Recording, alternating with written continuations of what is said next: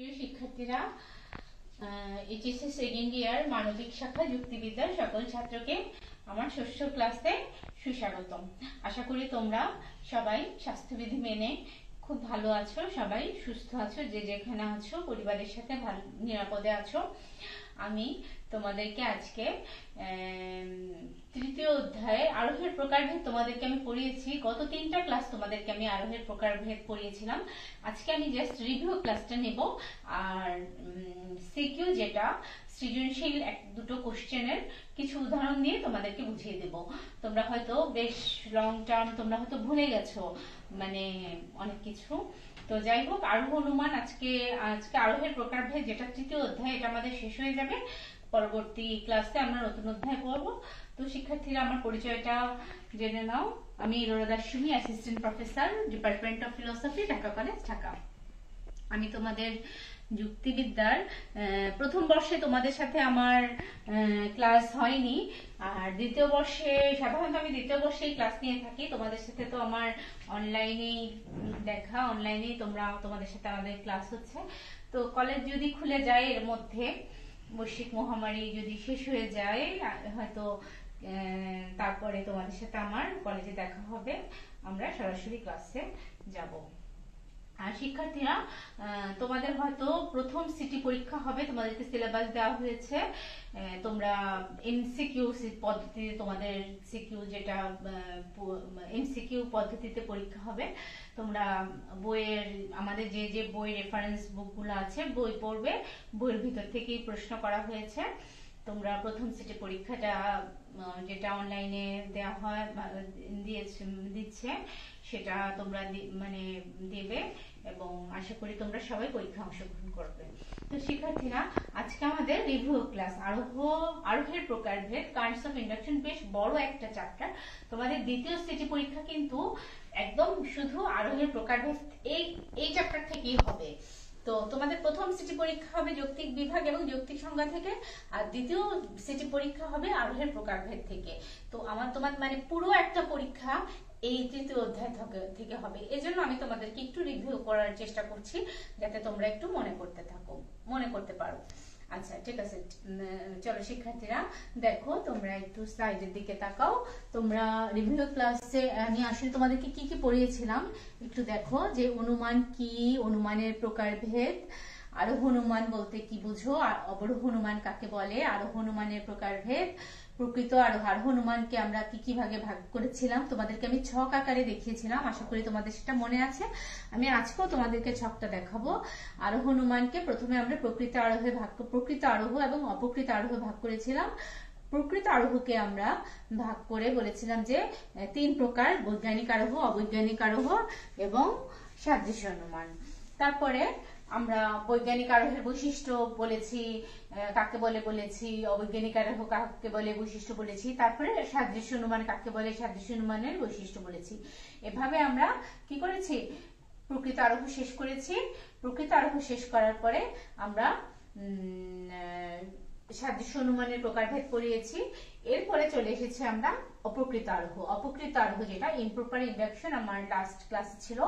অপকৃত আরোহ কত প্রকার ও কি কি, পূর্ণাঙ্গ আরোহ কি। অপকৃত আরোহকে আমরা 3 ভাগে ভাগ করেছিলাম: পূর্ণাঙ্গ আরোহ, যুক্তিসাম্যমূলক আরোহ এবং ঘটনা সংযোজন। আমি তোমাদেরকে বিষয়টি ব্যাখ্যা সহ, উদাহরণ সহ আমি পড়িয়েছি। তো যেহেতু আমাদের একটা চ্যাপ্টার থেকেই পুরো একটা সিটি পরীক্ষা, দ্বিতীয় সিটি পরীক্ষা হবে, যার ফলে আমি তোমাদেরকে আমাদের এই ক্লাসটা খুবই গুরুত্বপূর্ণ। তোমরা আশা করি সবাই ক্লাসে অংশগ্রহণ করছো। শিক্ষার্থীরা, তোমরা সেই ছকটা একটু দেখে নাও। আমি যে তোমাদেরকে বললাম আরোহ কাকে বলে, আরোহ তোমরা জানো যে প্রথম বর্ষে আমরা অবরোহ অনুমান করেছিলাম এবং দ্বিতীয় বর্ষে আমরা আরোহ পড়ছি। এবং আরোহ অনুমানে আরোহকে আমরা প্রথমে কি করেছি, 2 ভাগে ভাগ করেছি: প্রকৃত আরোহ এবং অপকৃত আরোহ।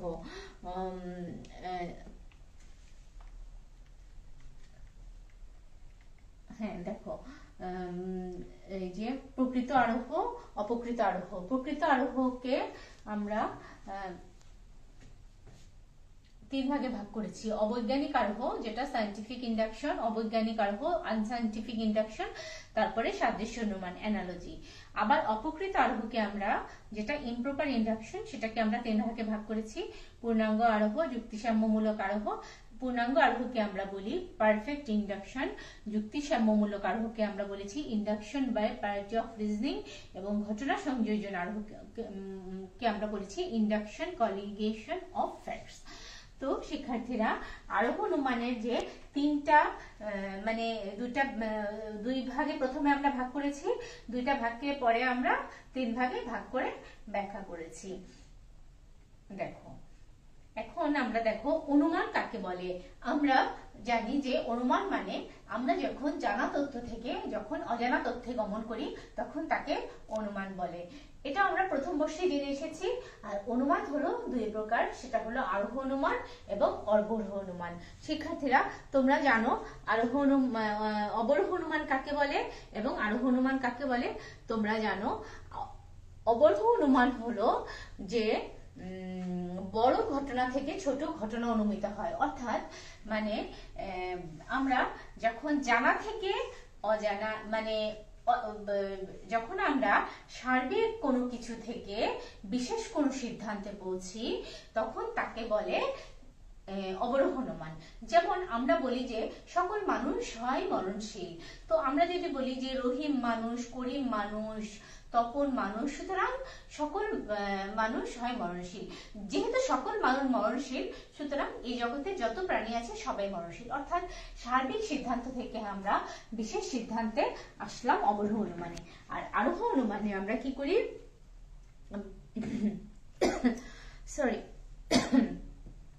আরোহ অনুমানে আমরা ছোট ছোট ঘটনা থেকে বড় ঘটনা অনুমিত হয়, তাকে আরোহ অনুমান বলে। অর্থাৎ আমরা বিশেষ থেকে সার্বিকে পৌঁছি। আরোহ অনুমানে আমরা বিশেষ থেকে সার্বিকে আসি। অবরোহ অনুমানে আমরা কি করেছি? সার্বিক থেকে বিশেষে এসেছি। আর আরোহ অনুমানে বিশেষ বিশেষ দৃষ্টান্তের আলোকে আমরা সার্বিক সিদ্ধান্তে এসেছি যে মানুষ হয় মরণশীল, গরু হয় মরণশীল, অতএব সকল প্রাণী হয় মরণশীল। জগতে সকল প্রাণী সম্পর্কে আমরা একটি ধারণা করেছি। তো সুতরাং শিক্ষার্থীরা, আমরা অনুমান করতে যেয়ে অবরোহ অনুমান এবং আরোহ অনুমান সম্পর্কে আমরা জানলাম। এটা আমাদের সবই জানা। এখন যে জিনিসটা আমাদের তৃতীয় অধ্যায়, যে কাইন্ডস অফ ইন্ডাকশন, অর্থাৎ আরোহ কত প্রকার, সেটা হলো প্রথমেই আরোহকে আমরা দুই ভাগে ভাগ করেছি। দেখো, প্রথমেই হলো প্রকৃত আরোহ, যে আরোহে আরোহমূলক লম্ফ হয়েছে। আরোহমূলক লম্ফ হলো আরোহমূলক ঝুঁকি। অর্থাৎ গ্রিক দার্শনিক অ্যারিস্টটল তার টপিকস গ্রন্থে প্রকৃত আরোহ সম্পর্কে আলোচনা করেন। তিনি মনে করেন প্রকৃত আরোহ হলো বিশেষ বিশেষ দৃষ্টান্তের সাহায্যে সার্বিক সিদ্ধান্ত গ্রহণের প্রক্রিয়া, যে প্রক্রিয়া আরোহমূলক লম্ফের সাহায্যে সম্পন্ন হয়। অর্থাৎ যেসব আরোহের মূল বৈশিষ্ট্য হিসাবে আরোহমূলক লম্ফ বিদ্যমান থাকে, অর্থাৎ আরোহের ঝুঁকি থাকে, তাকেই আমরা যথার্থ আরোহ বলবো। অর্থাৎ প্রকৃত আরোহ হলো প্রপার আর আরোহ, অর্থাৎ সংগতিপূর্ণ আরোহ। কোথাও সংগতিপূর্ণ আরোহ লেখা আছে, কোথাও যথার্থ আরোহ লেখা আছে, কোথাও প্রকৃত আরোহ লেখা আছে। যেমন আমরা বলতে পারি রবীন্দ্রনাথ হন দার্শনিক, নজরুল হন দার্শনিক, জসীমউদ্দিন হন দার্শনিক, জীবনানন্দ হন দার্শনিক। সুতরাং সকল কবি হন দার্শনিক। আমরা কিছু কিছু দৃষ্টান্ত দেখে কি করি? আমরা একটি সার্বিক সিদ্ধান্তে পৌঁছে যাই। তো শিক্ষার্থীরা, আশা করি তোমরা বুঝতে পেরেছো প্রকৃত আরোহ কাকে বলে। প্রকৃত আরোহের মূল বৈশিষ্ট্যই হলো আরোহমূলক লম্ফ বা আরোহমূলক ঝুঁকি। প্রকৃত আরোহকে আমরা তিন ভাগে ভাগ করেছি। প্রথমে বৈজ্ঞানিক আরোহ। বৈজ্ঞানিক আরোহ হলো এমন এক ধরনের আরোহ যেখানে প্রকৃতির নিয়মানুবর্তিতা নীতি, কার্যকারণ নিয়ম ইত্যাদি নির্ভর করে সার্বিক সংশ্লেষক যুক্তিবাক্য স্থাপন করা হয়, তাকেই বলে বৈজ্ঞানিক আরোহ। যে করিম হয় মরণশীল, রহিম হয় মরণশীল, কামাল হয় মরণশীল, সুতরাং সকল মানুষ হয় মরণশীল। ব্রিটিশ যুক্তিবিদ কার্ভেট্রিজ তোমার বৈজ্ঞানিক আরোহের সংজ্ঞা দিতে গিয়ে বলেন, প্রকৃতির নিরীক্ষণের সাহায্যে প্রকৃতির নিয়মানুবর্তিতার উপর নির্ভর করে সার্বিক সংশ্লেষক যুক্তিবাক্য প্রতিষ্ঠা করাই হলো বৈজ্ঞানিক আরোহ। অর্থাৎ বৈজ্ঞানিক আরোহে যে কোন দুইটা জিনিসের উপর বেশি গুরুত্ব দেওয়া হয়? প্রকৃতির নিয়মানুবর্তিতা নীতি এবং কার্যকারণ নিয়ম। তারপর হলো অবৈজ্ঞানিক নিয়ম, অবৈজ্ঞানিক আরোহ, অবৈজ্ঞানিক আরোহে কার্যকারণ সম্পর্ক ছাড়া শুধুমাত্র প্রকৃতির নিয়মানুবর্তিতাকে ভিত্তি করে বিশেষ বিশেষ দৃষ্টান্তের আলোকে কি করা হয়, সিদ্ধান্ত প্রতিষ্ঠা করা হয়। দেখো যে এ যাবৎ আমি যত কাক দেখেছি সব কাক হয় কালো। আমি কিন্তু পৃথিবীর অন্য কোথাও সাদা কাকের সন্ধান হয়তো পাওয়া গিয়েছে, কিন্তু সেই সিদ্ধান্ত কিন্তু সেই দৃষ্টান্ত কিন্তু আমরা নেইনি। কয়েকটি দৃষ্টান্ত দেখে অর্থাৎ প্রকৃতির নিয়মানুবর্তিতা নীতির উপর ভিত্তি করেই আমরা সিদ্ধান্ত এসেছি যে তোমার সকল কাক হয় কালো। তারপরে দেখো শিক্ষার্থীরা, সাদৃশ্য অনুমান। প্রকৃত আরোহকে আমরা কয় ভাগে ভাগ করেছিলাম? বৈজ্ঞানিক আরোহ, অবৈজ্ঞানিক আরোহ এবং সাদৃশ্য অনুমান। সাদৃশ্য অনুমানের ইংরেজিতে আমরা বলবো অ্যানালজি। অ্যানালজি শব্দের অর্থ হলো সাদৃশ্য, অনুরূপ বা একই জাতীয়। অর্থাৎ দুটি বস্তুর মধ্যে কয়েকটি বিষয়ে যখন আমরা মিল লক্ষ্য করি তখন আমরা তাকে সাদৃশ্য অনুমান বলবো। আমরা বলি যে মানুষ ও উদ্ভিদের মধ্যে কয়েকটি বিষয় মিল আছে, যেমন জন্ম, বৃদ্ধি, মৃত্যু, খাদ্য গ্রহণ, বংশবিস্তার ইত্যাদি। সুতরাং আমরা সিদ্ধান্তে এসেছি যে মানুষের প্রাণ আছে, সুতরাং উদ্ভিদেরও প্রাণ আছে। আর বাকি যে সংজ্ঞা দিয়েছি তোমাদেরকে, তোমরা অবশ্যই যখন কোনো তোমরা কিছু লিখবে, যেমন বৈজ্ঞানিক আরোহ বা সাদৃশ্য অনুমান, অবৈজ্ঞানিক আরোহ কাকে বলে সংজ্ঞা লিখবে, তোমরা বিভিন্ন যুক্তিবিদের সংজ্ঞাগুলো দেওয়ার চেষ্টা করবে। আমি তোমাদেরকে প্রত্যেকটা ক্লাসে বিভিন্ন যুক্তিবিদের সংজ্ঞাগুলো স্লাইডে দিয়েছি। আচ্ছা, তো বাকিগুলো পড়ার দরকার নেই, আমি তোমাদেরকে জাস্ট রিভিউ করছি, তাই আমি তোমাদেরকে সংজ্ঞাগুলো বললাম না।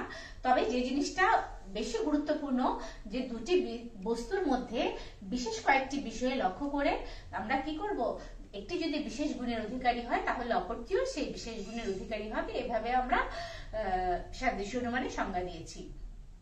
আর সাদৃশ্য অনুমান হলো দুই প্রকার, একটা হলো সাধু সাদৃশ্য অনুমান আর অসাধু সাদৃশ্য অনুমান। সাধু সাদৃশ্য অনুমান হলো সেই সাদৃশ্য অনুমান যেখানে গুরুত্বপূর্ণ বিষয়ের উপর মানে ফোকাস করা হয়, যে গুরুত্বপূর্ণ এবং মৌলিক বিষয়ের উপর গুরুত্ব দিয়ে তোমার সিদ্ধান্ত নেওয়া হয়।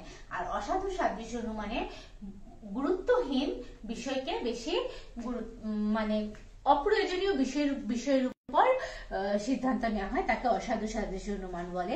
আমি উদাহরণ তোমাদেরকে পড়িয়েছি, তোমরা আগের স্লাইডে বা আগের ক্লাসগুলো যদি ফলো করো উদাহরণগুলো পেয়ে যাবে। তার মানে কি, সাধু সাদৃশ্য অনুমানে গুরুত্বপূর্ণ প্রয়োজনীয় বিষয়ের উপর গুরুত্ব দেওয়া হয়, আর অসাধু সাদৃশ্য অনুমানে মৌলিক, গুরুত্বহীন এবং অপ্রয়োজনীয় বিষয়ের উপর গুরুত্ব দেওয়া হয়। তো শিক্ষার্থীরা, আমাদের প্রকৃত আরোহ যেটা প্রপার ইন্ডাকশন শেষ হয়ে গেল। প্রপার ইন্ডাকশনে আমরা কি কি পড়লাম? প্রকৃত আরোহে বৈজ্ঞানিক আরোহ, অবৈজ্ঞানিক আরোহ এবং সাদৃশ্য অনুমান, যেটাকে আমরা বলেছি অ্যানালজি। তো আমরা এখন চলে এসেছি অপকৃত আরোহ, ইমপ্রপার ইন্ডাকশন। যেসব অনুমান প্রক্রিয়াকে আপাতদৃষ্টিতে আরোহ বলে মনে হয় কিন্তু প্রকৃতপক্ষে সেগুলো আরোহ নয়, আরোহের মৌলিক বৈশিষ্ট্য অনুপস্থিত, তাকেই বলে অপকৃত আরোহ। অর্থাৎ আরোহের মূল বৈশিষ্ট্য বলতে আমরা কি বলেছিলাম, মনে আছে তোমাদের? আমি তোমাদেরকে যখন বলেছিলাম যে আরোহের মূল বৈশিষ্ট্য, প্রকৃত আরোহের মূল বৈশিষ্ট্য হলো কি, আরোহমূলক লম্ফ বা আরোহমূলক ঝুঁকি। যে আমরা তোমাদেরকে আমি উদাহরণ দিয়েছিলাম যে যখন আমরা ভাত রান্না করি, ভাত রান্না করতে গিয়ে আমরা কি সব ভাতের হাঁড়ির সবগুলো ভাত কিন্তু পরীক্ষা করি না, দু একটা ভাত পরীক্ষা করে যখন দেখি যে ভাত হয়ে গেছে তখন আমরা সিদ্ধান্ত নেই যে পুরো পাতিলের ভাতটাই হয়ে গেছে। এটাই কিন্তু আরোহমূলক ঝুঁকি বা আরোহমূলক লম্ফ, যেটা অপকৃত আরোহে অনুপস্থিত থাকে। অপকৃত আরোহ তিন প্রকার: পূর্ণাঙ্গ আরোহ, যুক্তিসাম্যমূলক আরোহ এবং ঘটনা সংযোজন। শিক্ষার্থীরা, তো আমি তোমাদেরকে পূর্ণাঙ্গ আরোহটা বলছি, যে আরোহের ক্ষেত্রে কোন শ্রেণীভুক্ত সকল দৃষ্টান্তকে গণনার মাধ্যমে একটি সার্বিক সংশ্লেষক বাক্যে উপস্থাপন করা হয়, তাকে পূর্ণাঙ্গ আরোহ বলে। দেখো, এই যে পূর্ণাঙ্গ আরোহে তোমার যে জিনিসটা আছে, কি নোটস যেটা তোমাদের, এই যে পূর্ণাঙ্গ আরোহে প্রতিটি দৃষ্টান্ত যাচাই করে সিদ্ধান্ত গ্রহণ করতে হয়। এ কারণে এ আরোহে আরোহমূলক লম্ফ অনুপস্থিত। আচ্ছা, যেটা তোমাদেরকে আমি বলি, মনে করো তোমাদেরকে যে আমি যে ভাতের উদাহরণ দিলাম, যে এই পাতিলের 2 বা 3টা ভাত পরীক্ষা করে আমরা সিদ্ধান্তে আসি যে ভাতটি হয়ে গেছে। এই যে আমরা আরোহমূলক ঝুঁকি নিলাম, পূর্ণাঙ্গ আরোহী কি করে, অপকৃত আরোহী কি করে, সেই ঝুঁকিটা নেয় না। মনে করো একটি ঝুড়িতে 20টি আম আছে, তো 20টি আমকেই পরীক্ষা করা হয়, কেটে দেখা হয় যে 20টি আমই মিষ্টি কিনা। 20টি আম কেটে দেখে কাটার পরে, খাওয়ার পরে আমি সিদ্ধান্তে আসি যে ঝুড়ির প্রত্যেকটি আমি মিষ্টি। অর্থাৎ এখানে অর্থাৎ এই আরোহের ক্ষেত্রে শ্রেণীভুক্ত সকল দৃষ্টান্তকে একটি গণনার মাধ্যমে কি করা হয়, সার্বিক সমস্তাসক বাক্যে রূপান্তরিত করা হয়। এখানে মানে প্রত্যেকটা জিনিসকে যাচাই করতে হবে, যাচাই করে তারপরে আমার বিষয়টিতে আমি সিদ্ধান্তে আসবো। এটা হলো পূর্ণাঙ্গ আরোহ। তারপরে দেখো ইজি ওয়ে, কোন তথাকথিত আরোহের প্রতিটি দৃষ্টান্ত পরীক্ষার পর আমরা যে সার্বিক সিদ্ধান্ত অনুমান করি তাকে পূর্ণাঙ্গ আরোহ বলে। অর্থাৎ কি নোটস গুলো তোমরা একটু লিখে রাখবে, রাইট ডাউন করে রাখবে। পূর্ণাঙ্গ আরোহে প্রতিটি দৃষ্টান্ত যাচাই করে সিদ্ধান্ত গ্রহণ করতে হয়। এই কারণে এই আরোহে আরোহমূলক লম্ফ অনুপস্থিত। অর্থাৎ অপকৃত আরোহে যেটা থাকে সেটা হলো আরোহমূলক লম্ফ থাকে না। তারপরে দেখো শিক্ষার্থীরা, যুক্তি সাম্যমূলক আরোহ, induction by party of reasoning, যে যুক্তি প্রক্রিয়ায় কোনো যুক্তি দিয়ে একটি বিষয় সম্পর্কে কোনো কিছু প্রমাণ করে ওই প্রমাণিত তথ্যের উপর ভিত্তি করে একই জাতীয় সকল বিষয় সম্পর্কে একটি সার্বিক সিদ্ধান্ত গ্রহণ করা হয় তাকে যুক্তি সাম্যমূলক আরোহ বলে। যেমন কোনো একটি বিশেষ ক্ষেত্রে প্রমাণিত হলো যে ত্রিভুজ এবিসি এর 3 কোণের সমষ্টি 2 সমকোণের সমান। এর ভিত্তিতে সিদ্ধান্ত গ্রহণ করা হলো যে সকল ত্রিভুজের 3 কোণের সমষ্টি 2 সমকোণের সমান। জ্যামিতি শাস্ত্রে এই প্রকার প্রমাণ পদ্ধতি আমরা প্রতিনিয়ত ব্যবহার করে থাকি। এখানে আমি ইজি ওয়ে দিয়েছি, দেখো যে যুক্তির সাহায্যে একটি বিশেষ ঘটনাকে প্রমাণ করা যায় সেই একই যুক্তির আলোকে সবকিছুকেই আমরা প্রমাণ করতে পারি, তাকে যুক্তিসাম্যমূলক আরোহ বলে। তো শিক্ষার্থীরা, তারপরে আছে ঘটনা সংযোজন। এভাবে তোমরা মানে ব্যাখ্যাগুলো একটার পর একটা ব্যাখ্যা দিলে এই যে প্রকৃত আরোহ, অপকৃত আরোহর যে 6টা প্রকার, এই 6টা প্রকার যদি তোমরা ভালো করে বই থেকে পড়ো তাহলে তোমাদের সিকিউ বলো, এমসিকিউ বলো, তোমাদের আর কোনো সমস্যা হবে না। আর খুব সহজ একটা চ্যাপ্টার তোমাদের। এই চ্যাপ্টার থেকে আশা করি তোমরা সবাই 20 মার্কের পরীক্ষা হবে, সিটি দ্বিতীয় সিটি হবে, তোমরা সবাই 20-এ 20 পাবে, সেটা আমি আশা করি। শিক্ষার্থীরা, আজকে রিভিউ ক্লাসে আমি তোমাদেরকে 2টো উদাহরণ দিব, তোমাদেরকে যাতে তোমাদের পড়তে মানে তোমরা যাতে বুঝতে পারো। দেখো তোমরা আমার উদাহরণগুলোর দিকে একটু খেয়াল করো, একটু স্লাইডের দিকে খেয়াল করো। দেখো দৃশ্যকল্প একটি, আমি তোমাদেরকে সৃজনশীল কোশ্চেন দিচ্ছি যে তাহমিনা ম্যাডাম পরীক্ষার হলে দায়িত্বরত, যে কক্ষে তিনি আছেন তাতে প্রত্যেকটা এক এক করে জিজ্ঞেস করে দেখেন তারা বিজ্ঞান বিভাগের ছাত্র। তিনি তখন বললেন, বুঝেছি, এই কক্ষের সবাই বিজ্ঞানের ছাত্র। শিক্ষার্থীরা, আমরা যে এতক্ষণ পড়ে আসলাম, আমরা কি পেয়েছি আমাদের উত্তর? আমরা কিন্তু বুঝে গেলাম, আমরা কিন্তু হয়তো কেউ বুঝে গেছি যে উত্তরটা কি হবে। এই দৃশ্যকল্প 1-এ কি বোঝানো হয়েছে। দৃশ্যকল্প 2-এ দেখো, কুমিল্লার লালমাই পাহাড়ে কৃষিকাজ করতে গিয়ে সবুজ মিয়া যখন কোদাল দিয়ে মাটি সমান করতে যান তখন শক্ত কিছুতে তার কোদাল আটকে যায়। ভালো করে খুঁড়ে সেখানে তিনি দেখলেন কুষ্টি পাথরের মাথা, হাত, পা জোড়া লাগিয়ে দেখা গেল এটি একটি বুদ্ধের মূর্তি। শিক্ষার্থীরা, তোমরা আশা করি প্রথম যে তোমাদের দৃশ্যকল্প দেওয়া হয়েছে তোমরা আশা করি বুঝে গিয়েছো যে ম্যাডাম কি করলেন, প্রত্যেক ছাত্রকে জিজ্ঞেস করে দেখলেন তুমি কোন বিভাগের ছাত্র, তুমি মানে জিজ্ঞেস করে। তাহলে কি এখানে কিন্তু যুক্তিসাম্যমূলক আরোহ, আমরা যুক্তিসাম্যমূলক আরোহ পেয়েছি নাকি পূর্ণাঙ্গ আরোহ? এখানে পূর্ণাঙ্গ আরোহের সেই উদাহরণ, যে 20টি ঝুড়ি আমের উদাহরণ দিয়েছিলাম না, যে প্রত্যেকটি আম কেটে কেটে দেখলাম যে আমগুলো মিষ্টি। 20টি আম খেয়ে আমি দেখেছি, আমি সিদ্ধান্ত এসেছি যে আমটি মিষ্টি। ঠিক সেরকম ভাবে তাহমিনা ম্যাডাম প্রত্যেকটা ছাত্রকে এক এক করে জিজ্ঞেস করে তিনি দেখেছেন যে সবাই বিজ্ঞানের ছাত্র। আমি তোমাদেরকে এখানে কিছু প্রশ্ন দিয়েছি, প্রশ্নটাও তোমরা একটু দেখে নাও। প্রথমেই আমি দিয়েছি সাদৃশ্য অনুমান কাকে বলে, এটা হলো 1 মার্কের কোশ্চেন। তোমরা জানো এই কোশ্চেন গুলো এখানে প্রথমটার 1 থাকে, তারপরে খ নাম্বারে 2, গ নাম্বারে 3, ঘ নাম্বারে 4, মোট 10 মার্ক থাকে। এখন সাদৃশ্য অনুমান কাকে বলে? তোমরা জানো সাদৃশ্য অনুমান কাকে বলে, সেটা তোমরা তো আমি তোমাদেরকে প্রথমেই বলে এসেছি, আমি রিভিউ ক্লাসেও তোমাদেরকে একটু আগে বলে আসলাম। যখন আমরা সাদৃশ্য অনুমানের ইংরেজি হলো অ্যানালজি, যখন আমরা কি করি তোমার সাদৃশ্য অনুমানে কয়েকটি বিষয়ে, দুটি বিষয়ের মধ্যে যখন আমরা বেশ কয়েকটি বিষয়ের মিল দেখি, তখন আমরা তাকে সাদৃশ্য অনুমান বলি। মনে করো একটি গ্রামে দুই বন্ধু কামাল এবং জামাল। কামাল দেখতে ফর্সা, কামাল খুব মেধাবী ছাত্র, কামাল খুব ভালো গিটার বাজায়, কামাল খুব ভালো গান গাইতে পারে। কামাল কি হয়েছে, এবছর ঢাকা বিশ্ববিদ্যালয়ে চান্স পেয়েছে। তো এই সিদ্ধান্তের আলোকে আমরা হয়তো কামালের বন্ধু জামালও খুব ভালো গিটার বাজায়, খুব দেখতে খুব ফর্সা, খুব সুন্দর, সেও গান গায়, এর ভিত্তিতে আমরা হয়তো ধারণা করতে পারি যে আমরা মিল খুঁজে পাই। আমরা সাধারণত মিল খুঁজতে যে সাদৃশ্য অনুমান বিষয়টি ব্যাখ্যা করি, তখন হয়তো আমরা বলতে পারি যে জামালও হয়তো ঢাকা বিশ্ববিদ্যালয়ে চান্স পাবে। কিন্তু সেখানে আবার বিভিন্ন অনুপপত্তি ঘটে যাবে, যে এখানে ওই যে সাদৃশ্য অনুমানে তোমাদেরকে আমি পড়িয়েছি, সাদৃশ্য অনুমান 2 প্রকার, সাধু সাদৃশ্য অনুমান, অসাধু সাদৃশ্য অনুমান। আসলে কামাল ঢাকা বিশ্ববিদ্যালয়ে চান্স পেয়েছে তাই বলে যে জামালও চান্স পাবে, এটা কিন্তু কোনো কথা না। এখানে অসাধু সাদৃশ্য অনুমানের উদাহরণ চলে আসবে। আর সাদৃশ্য অনুমানের উদাহরণ দিতে গিয়ে আমরা তোমাদেরকে বলেছিলাম যে মানুষের মতো মানুষ কি করে, জন্মগ্রহণ করে, তার বৃদ্ধি হয়, মৃত্যুবরণ করে, সে খাদ্য গ্রহণ করে, বংশবৃদ্ধি করে। উদ্ভিদও খাদ্য গ্রহণ করে, বৃদ্ধিপ্রাপ্ত হয়, বংশবৃদ্ধি, তারও মানে তারও জৈবিক যে বিষয়ে খাদ্য গ্রহণের ক্ষমতা আছে। মানুষের প্রাণ আছে, সুতরাং উদ্ভিদেরও প্রাণ আছে। এভাবে আমরা সাদৃশ্য অনুমানের উদাহরণ দিয়েছি।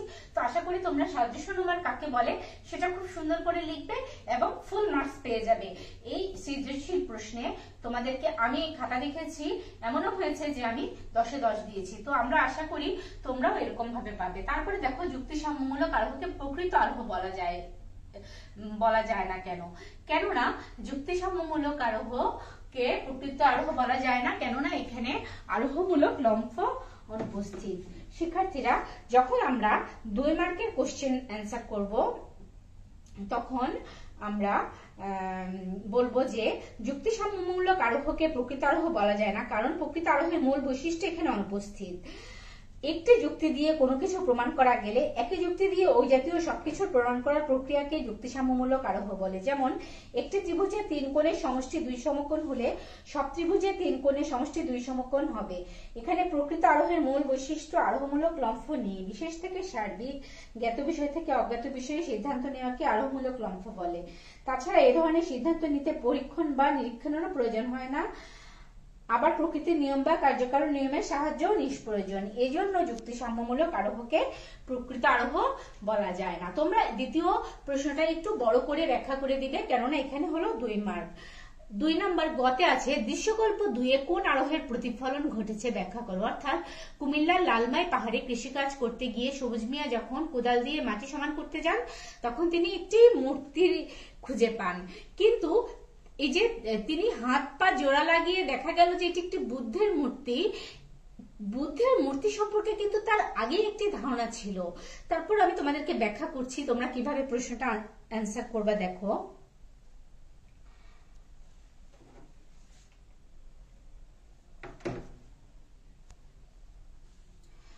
দৃশ্যকল্প 2-এ অপকৃত আরোহের অন্যতম প্রকার ঘটনা সংযোজনের প্রতিফলন ঘটেছে।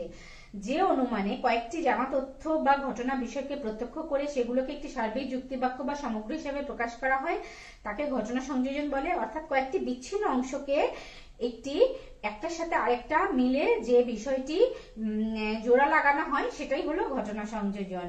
কেননা বুদ্ধের মূর্তি সম্পর্কে তার আগেই ধারণা ছিল। ঘটনা সংযোজনকে যুক্তিবিদ মিল অপকৃত আরোহ হিসেবে উল্লেখ করেন, কারণ এখানে জানা থেকে অজানা বা বিশেষ থেকে সার্বিকে যাওয়া হয় না, অর্থাৎ আরোহমূলক লম্ফ থাকে না, বরং একটি ঘটনাকেই পূর্ণাঙ্গ রূপে প্রকাশ করা হয়। এর সিদ্ধান্ত হিসেবে গৃহীত বাক্যটি সার্বিকের মতো মনে হলেও আসলে এখানে শুধু একটি ঘটনাকেই প্রকাশ করা হয়, তবু একে অবরোহ অনুমান বলা হয় না, কারণ এখানে সার্বিক থেকে বিশেষে গমন করা হয় না, বরং আরোহের সঙ্গে মিল বেশি থাকায় যুক্তিবিদ মিল একে অপ্রকৃত আরোহের অন্তর্ভুক্ত করেন। তবে যুক্তিবিদ হুয়েল এর মতে এটি প্রকৃত আরোহ, কারণ তার মতে প্রতিটি আরোহেই আমরা বিশেষ বিশেষ ঘটনা পর্যবেক্ষণ করে সেগুলো একত্রে সংযোজন করে সিদ্ধান্ত গ্রহণ করি। শিক্ষার্থীরা, তারপরে দেখো তোমার দৃশ্যকল্প একের সাথে বৈজ্ঞানিক আরোহের তুলনামূলক আলোচনা করো। তোমরা কি বুঝতে পেরেছো যে দৃশ্যকল্প একে কি ধরনের আরোহের কথা বলা হয়েছে? এখানে দৃশ্যকল্প একে মূলত পূর্ণাঙ্গ আরোহের কথা বলা হয়েছে, অর্থাৎ অপকৃত আরোহের কথা বলা হয়েছে। আর বৈজ্ঞানিক আরোহটা কি? প্রকৃত আরোহ। তার মানে কি, আমি এখানে প্রকৃত আরোহের সাথে আর বৈজ্ঞানিক আরোহ যেহেতু প্রকৃত আরোহ, আর দৃশ্যকল্প একে যেহেতু এটা পূর্ণাঙ্গ আরোহ, এটা হলো পূর্ণাঙ্গ আরোহ, সুতরাং আমার মোটামুটি তুলনামূলক আলোচনাটা প্রকৃত আরোহের সাথে অপকৃত আরোহের মধ্যেই হয়ে যাচ্ছে। আমি যদি এখানে প্রশ্ন যদি আসে, প্রশ্ন যদি এভাবে আসে যে প্রকৃত আরোহের সাথে অপকৃত আরোহের পার্থক্য নির্ণয় করো, তোমরা কিন্তু একই উত্তর দিবে। আমি তোমাদেরকে একটু ব্যাখ্যা করে বুঝিয়ে দিচ্ছি যে দৃশ্যকল্প একের সঙ্গে বৈজ্ঞানিক আরোহের তুলনামূলক আলোচনাটা কিভাবে, মানে ব্যাখ্যাটা কিভাবে করা হয়েছে সেটা দেখো। তোমাদেরকে আমি বলছি,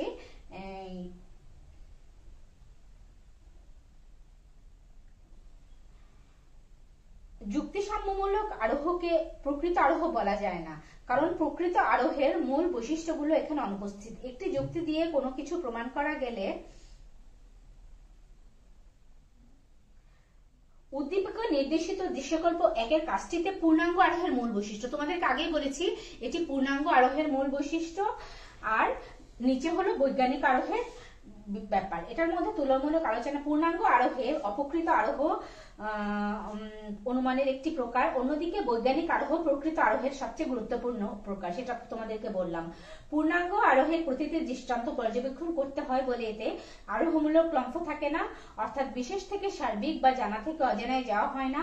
পক্ষান্তরে বৈজ্ঞানিক আরোহের সবচেয়ে গুরুত্বপূর্ণ শর্ত হলো এতে আরোহমূলক লম্ফ থাকে। বৈজ্ঞানিক আরোহের মধ্যে প্রকৃতির নিয়ম ও কার্যকারণ নীতির অনুসরণ হয়। এখানে সিদ্ধান্ত গ্রহণের আগে এর আশ্রয় বাক্যগুলোকে পরীক্ষা নিরীক্ষা করে আশ্রয় বাক্য ও সিদ্ধান্তের মধ্যে কার্যকারণ সম্পর্ক আবিষ্কার করা হয়, কিন্তু পূর্ণাঙ্গ আরোহে কার্যকারণ সম্পর্ক প্রতিষ্ঠা করা যায় না। পূর্ণাঙ্গ আরোহের দৃষ্টান্ত হিসাবে আমরা উদ্দীপকের তাহমিনা ম্যাডামের ঘটনাটিকে উপস্থাপন করতে পারি। অন্যদিকে বৈজ্ঞানিক আরোহের দৃষ্টান্ত হিসেবে বলা যায় রহিম মরণশীল, করিম মরণশীল, সুতরাং জগতের সকল মানুষ মরণশীল। পূর্ণাঙ্গ আরোহের বাস্তব মূল্য খুব সামান্য বা নাই বললেই চলে, কিন্তু বৈজ্ঞানিক আরোহ ছাড়া আমাদের বাস্তব জীবন পরিচালনা অসম্ভব। অতএব আমরা সহজেই বলতে পারি পূর্ণাঙ্গ আরোহ নামে, তাই আমরা বলতে পারি, তোমাদেরকে তো আমি বলেছি যে দৃশ্যকল্পে একে পূর্ণাঙ্গ আরোহের কথা বলা হয়েছে, তাই আমরা পরিশেষে বলতে পারি যে পূর্ণাঙ্গ আরোহ যদিও মনে করা হয় যে পরিপূর্ণভাবে আরোহের একটি প্রকার, আসলে এটি পরিপূর্ণ নয়, কেননা এখানে কি করা হয়, এখানে আরোহমূলক লম্ফ অনুপস্থিত। তো সুতরাং আমাদের খেয়াল রাখতে হবে। তোমরা তো দ্বিতীয় বর্ষে, তোমরা প্রথম বর্ষে পরীক্ষা দিয়ে আসছো, তোমরা জানো সবসময় ঘ নাম্বার কোশ্চেনের উত্তরটা একটু বড় করে দিতে হয়, যেহেতু এটাই 4 মার্ক, এটা একটু বড় করে ব্যাখ্যাটা করে দিবে। আর এই যে তুলনামূলক আলোচনা, তোমাদের তো 4 মার্ক, তোমরা অবশ্যই যখন তুলনামূলক আলোচনা আসবে বা কোনো পার্থক্য আসবে, তোমরা 4টে না, তোমরা অন্তত পক্ষে 5টা পার্থক্য আলোচনা করার চেষ্টা করবে। তোমরা সৃজনশীল কোশ্চেন সম্পর্কে তোমাদের সকলেরই সবার খুব ভালো ধারণা আছে। আমি তারপর তোমাদেরকে একটু, যেহেতু রিভিউ ক্লাসের জন্য অন্য ক্লাসে আমি তোমাদেরকে আলোচনা করি না বা সময় হয় না, বা আমাদের যখন সিলেবাস শেষ হয়ে যাবে তখন যদি আমাদের ক্লাস নিতে হয় তখন আমি তোমাদেরকে আবার আলোচনা করব। যেহেতু আমাদের একটি বড় একটা চ্যাপ্টার, এর জন্য আমি তোমাদেরকে সিকিউ সহ আলোচনা করছি। আমি তোমাদেরকে আরেকটি সৃজনশীল কোশ্চেন দেখাচ্ছি। দেখো এখানে দেখো আছে দৃশ্যকল্প 1। গোলাপ হয় সুন্দর, জবা হয় সুন্দর, চামেলি হয় সুন্দর, অতএব সব ফুল হয় সুন্দর। এটা হলো দৃশ্যকল্প 1। আর দৃশ্যকল্প 2-এ কি দিয়েছি, আমি এ পর্যন্ত যত কাক দেখেছি সবাই কালো, সুতরাং পৃথিবীর সকল কাক কালো। ঠিক আছে, এখন আমার এখানে কি বলা হয়েছে প্রশ্ন, প্রকৃত আরোহ কাকে বলে, অবৈধ সার্বিকীকরণ কখন হয় ব্যাখ্যা করো, দৃশ্যকল্প 2-এ কোন আরোহের প্রতিফলন ঘটেছে। তুমি কি মনে করো দৃশ্যকল্প 2-এর চেয়ে দৃশ্যকল্প 1-এর সিদ্ধান্ত বেশি নির্ভরশীল? আমরা সাধারণত বৈজ্ঞানিক আরোহের উপর বেশি নির্ভরশীল, কেননা বৈজ্ঞানিক আরোহ কি করে, প্রকৃতির নিয়মানুবর্তিতা নীতি এবং কার্যকারণ নীতিকে ফলো করে। আমাদের প্রথম প্রশ্নটা দেখো, প্রকৃত আরোহ কাকে বলে। প্রকৃত আরোহ কাকে বলে, যখন আমরা বলবো যে প্রকৃত আরোহ হলো সেই আরোহ যে আরোহ কি করে, যেই আরোহে আরোহমূলক ঝুঁকি বা আরোহমূলক লম্ফ বিদ্যমান থাকে তাকেই আমরা প্রকৃত আরোহ বলি। অর্থাৎ যখন আমরা জানা থেকে অজানায় খুব সহজে গ্রহণ করি তখন তাকে আমরা প্রকৃত আরোহ বলবো। ঠিক আছে, 1 মার্কের যখন কোশ্চেন তোমরা দিবা তখন তোমরা ছোট করেই দিবা, খুব বড় করে দেওয়া লাগবে না, বড়জোর একটা উদাহরণ দিতে পারো, আর কি বেশি কিছু লাগবে না। তারপরে দেখো, অবৈধ সার্বিকীকরণ কখন হয় ব্যাখ্যা করো। তোমরা দৃশ্যকল্প 1 এবং 2 এই উদাহরণ মানে এই কোশ্চেনটা একটু ভালো করে পড়ার চেষ্টা করো। আমি তোমাদেরকে বলছি, প্রকৃত আরোহ যেটা তো তোমাদেরকে বললামই, যে আরোহ অনুমানে আরোহের প্রধান বৈশিষ্ট্য বিদ্যমান অর্থাৎ আরোহমূলক লম্ফ বিদ্যমান তাকে প্রকৃত আরোহ বলে। আর 2 নম্বর, অবৈধ সার্বিকীকরণ কাকে বলে। অবৈজ্ঞানিক আরোহের সিদ্ধান্তে অবৈধ সার্বিকীকরণ ঘটে। আরোহে অনুমানে অল্প ব্যাপক থেকে অধিক ব্যাপক বিষয়ে যাওয়ার প্রক্রিয়াকে সার্বিকীকরণ বলে। বৈজ্ঞানিক আরোহে কার্যকরণ সম্পর্ক প্রতিষ্ঠার মাধ্যমে সার্বিক বাক্য প্রতিষ্ঠা করা হয় বলে সেখানে সার্বিকীকরণ বৈধ হয়, কিন্তু অবৈজ্ঞানিক আরোহে কার্যকারণ সম্পর্ক প্রতিষ্ঠা না করে এবং বিপরীত বা নর্থক দৃষ্টান্ত পর্যবেক্ষণ ছাড়া কেবল একই ধরনের অভিজ্ঞতা থেকে সার্বিক বাক্য স্থাপন করা হয়। আর এইভাবে সিদ্ধান্ত গ্রহণের ফলে সৃষ্ট অনুপপত্তি হচ্ছে অবৈধ সার্বিকীকরণ। দৃশ্যকল্প 2-এ কোন আরোহের প্রতিফলন ঘটেছে? তোমাদের কি মনে হয় কি আরোহের প্রতিফলন ঘটেছে? দৃশ্যকল্প 2-এ অবৈজ্ঞানিক আরোহের প্রতিফলন ঘটেছে, কেননা আমরা এ পর্যন্ত যত কাক দেখেছি সবাই কালো, কিন্তু পৃথিবীর সব কাককে আমরা দেখিনি। তাহলে আমরা বলতে পারি দৃশ্যকল্প 2-এ অবৈজ্ঞানিক আরোহের প্রতিফলন ঘটেছে। যে আরোহ অনুমানে কার্যকারণ সম্পর্ক প্রতিষ্ঠা না করে শুধুমাত্র প্রকৃতির নিয়মানুবর্তিতা নীতির উপর নির্ভর করে সিদ্ধান্ত স্থাপন করা হয় তাকে অবৈজ্ঞানিক আরোহ বলে। উদ্দীপকে বেশ কিছু কালো কাক দেখার মাধ্যমে সিদ্ধান্ত নেওয়া হয়েছে পৃথিবীর সব কাক কালো, কিন্তু আমরা পৃথিবীর সব কাককে দেখিনি, সব কাককেও আমরা পর্যবেক্ষণ করিনি। আর সেখানে তোমরা অবৈজ্ঞানিক আরোহ যখন তোমরা এটা তো অবৈজ্ঞানিক আরোহ, এখানে তোমরা এটা 3 মার্ক, সেখানে তোমরা অবৈজ্ঞানিক আরোহের কিছু বৈশিষ্ট্য দিতে পারো, ছোট করে 3টা বৈশিষ্ট্য দিতে পারো। অবৈজ্ঞানিক আরোহের সিদ্ধান্তে আরোহের আকারগত ভিত্তি দুটির মধ্যে কেবল প্রকৃতির নিয়মানুবর্তিতা নীতির অনুসরণ করা হয়, কার্যকারণ নিয়মের অনুসরণ করা হয় না। বিশেষ বিশেষ দৃষ্টান্ত থেকে সার্বিক সিদ্ধান্ত গ্রহণ করা হয় বলে এখানে আরোহমূলক লম্ফ থাকে। আরোহের এই মূল বৈশিষ্ট্য থাকার কারণে এটি প্রকৃত আরোহের অন্তর্গত। আর অবৈজ্ঞানিক আরোহের সবচেয়ে বড় সমস্যা হচ্ছে এখানে কোনো প্রতিকূল বা অনর্থক দৃষ্টান্তের উল্লেখ থাকে না, তাই যখনই কোনো অনর্থক দৃষ্টান্ত পাওয়া যাবে তখন এই সিদ্ধান্ত বাতিল হয়ে যাবে। তো সুতরাং শিক্ষার্থীরা, দৃশ্যকল্প 2-এ যে আমরা অবৈজ্ঞানিক আরোহের প্রতিফলন দেখলাম সেটা আমরা দেখব এবং আমরা অবৈজ্ঞানিক আরোহের 3টি ব্যাখ্যা দিব। তারপরে দেখো ঘ নাম্বার, যেটা সবচেয়ে আমাদের বড় কোশ্চেন, তুমি কি মনে করো দৃশ্যকল্প 2-এর চেয়ে দৃশ্যকল্প 1-এর সিদ্ধান্ত বেশি কার্যকর? শিক্ষার্থীরা, তোমরা কি মনে হয় দৃশ্যকল্প 2-এর চেয়ে 1-এর সিদ্ধান্ত বেশি কার্যকর মনে হয়? আমার কাছেও সেটা মনে হচ্ছে যে দৃশ্যকল্প 1-এর সিদ্ধান্ত বেশি কার্যকর। প্রকৃতির, কেননা দৃশ্যকল্প 1-এ আমরা প্রকৃতির নিয়মানুবর্তিতা নীতি কার্যকারণ নিয়ম দুটোই ফলো করেছি এবং বিশেষ বিশেষ ঘটনা বা দৃষ্টান্ত পর্যবেক্ষণের মাধ্যমে সার্বিক যুক্তিবাক্যে পৌঁছেছি। এটা হলো বৈজ্ঞানিক আরোহের দৃষ্টান্ত। ঠিক আছে, এখানে আমরা বেশ কয়েকটি ফুল নিয়েছি, বেশ কয়েকটি ফুল নিয়ে আমরা সিদ্ধান্ত গ্রহণ করেছি যে সব ফুল হয় সুন্দর, এই জন্য এটি বৈজ্ঞানিক আরোহ। অন্যদিকে দৃশ্যকল্প 2-এ কাক কালো হওয়ার ক্ষেত্রে যে সিদ্ধান্ত নেওয়া হয়েছে তা তখনই বাতিল হয়ে যায় যখন বাস্তবে পৃথিবীতে সাদা কাকের অস্তিত্ব প্রমাণিত হয়েছে। এজন্যই এটি অবৈজ্ঞানিক আরোহ। স্বাভাবিক কারণেই অবৈজ্ঞানিক আরোহের চেয়ে বৈজ্ঞানিক আরোহের সিদ্ধান্ত শক্তিশালী। নিম্নে যদি আমরা ব্যাখ্যা করি, মানে আমরা যদি বৈজ্ঞানিক আরোহ এবং অবৈজ্ঞানিক আরোহের ব্যাখ্যা করি, তখন আমরা দেখি যে আরোহে আকারগত ও বস্তুগত উভয় প্রকার ভিত্তির উপর নির্ভর করে বৈজ্ঞানিক আরোহের সিদ্ধান্ত গৃহীত হয়। অন্যদিকে অবৈজ্ঞানিক আরোহের আকারগত ভিত্তির মধ্যে কার্যকারণ নিয়মের অনুসরণ করা হয় না, এর জন্য অবৈজ্ঞানিক আরোহের সিদ্ধান্ত শক্তিশালী হয় না। সুতরাং আমরা শিক্ষার্থীরা বলতে পারি যে দৃশ্যকল্প 2 এর চেয়ে 1 এর সিদ্ধান্তে বেশি নির্ভরযোগ্য। কেননা দৃশ্যকল্প 1 এর যে দৃষ্টান্ত দিয়েছি সেটা হলো বৈজ্ঞানিক আরোহ, আর দৃশ্যকল্পে যে সিদ্ধান্তগুলো করেছি সেটা হলো অবৈজ্ঞানিক আরোহ।